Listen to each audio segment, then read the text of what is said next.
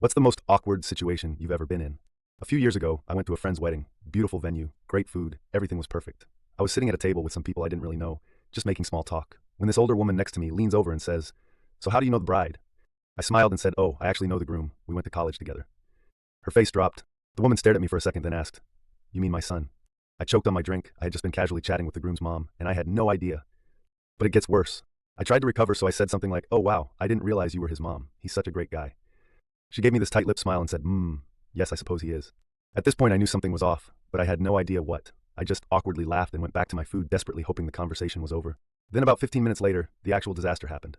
The officiant started the ceremony. Everyone stood, and the bride walked down the aisle. The groom looked emotional. The music was playing. It was all very romantic.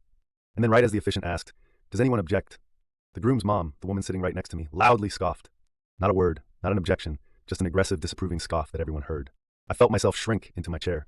The room went dead silent for a second before the officiant awkwardly continued. The couple just ignored it, and somehow the ceremony went on. But the entire rest of the night, all I could think was, why the hell did I have to sit next to her, of all people?